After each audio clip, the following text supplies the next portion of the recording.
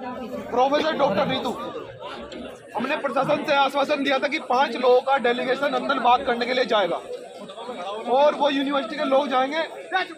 तो हमने पहले क्योंकि प्रशासन की बात को भी सुनना जरूरी है कि प्रशासन भी चाहता है कि कोई बवाल ना हो, तो हमने पहले प्रशासन की बात को मानकर 5 लोग यूनिवर्सिटी के लोग अंदर डेलीगेशन बनाकर भेजे थे और उसमें डेलीगेशन में हमारी बहन प्रोफेसर डॉक्टर रीतू थी, बाकी 4 लोग और थे।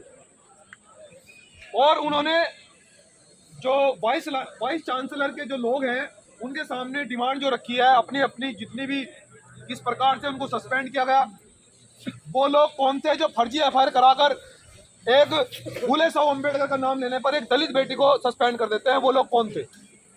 और दूसरी बात यह है कि यदि यूनिवर्सिटी यहाँ धरना चल रहा है और सबसे बड़ा दुख की बात यह है कि यूनिवर्सिटी का एक प्रोफेसर अगर धरना दे रहा है तो वाइस चांसलर और जो डीन है उनकी जिम्मेदारी ये बनती है कि आखिर स्टाफ में क्या मतभेद चल रहा है, ये उनकी जिम्मेदारी बनती है और इसलिए उनको तनख्वाह दी जा रही है।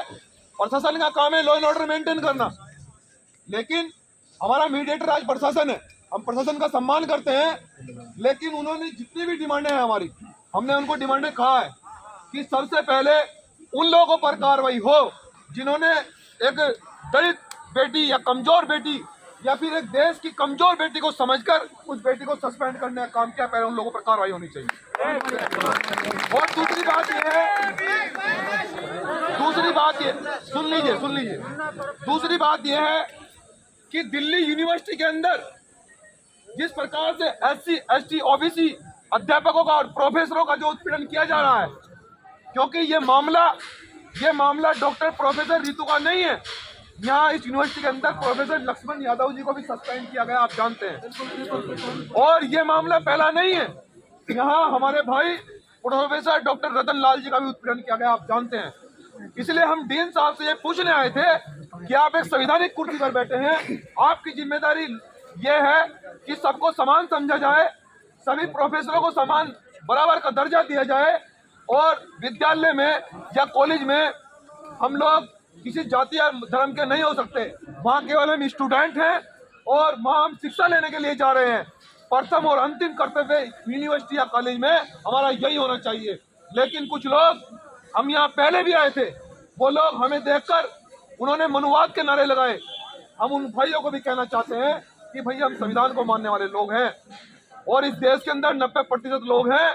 बाबा साहब ने हमें जो कहकर गए और देश के महापुरुषों ने हमें जो शिक्षा और प्रेरणा दी, आप हमारा कितना भी उत्पीड़न करें, लेकिन हम अपने रास्ते से नहीं भागेंगे।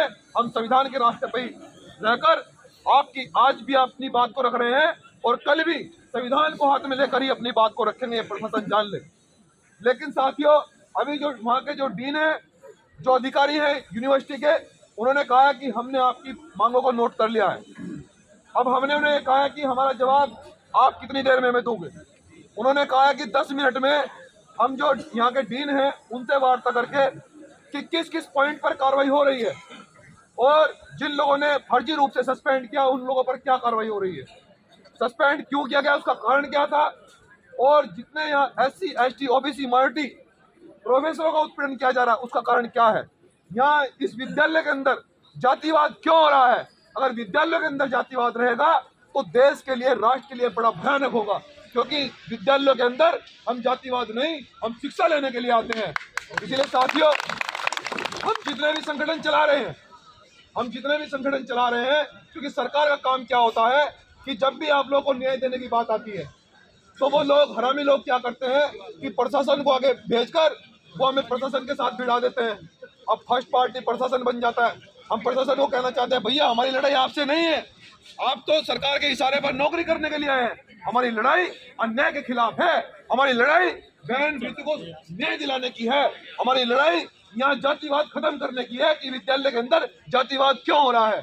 इसलिए सम्मानित साथियों, हम 10 और 15 मिनट का वेट करेंगे कि अंदर से डीन का क्या जवाब आता है, किस किस पॉइंट पर कार्रवाई होती है, वो क्या हमें न्याय की उम्मीद देकर यहाँ से भेजते हैं। अगर हमें न्याय मिलता है तो ठीक है, वरना यह भी तय है कि हम बहुत जल्दी इस आंदोलन को आगे बढ़ाने का निर्णय लेंगे और पूरी दिल्ली के अंदर नीला सैलाब देखने को बहुत जल्दी मिलेगा।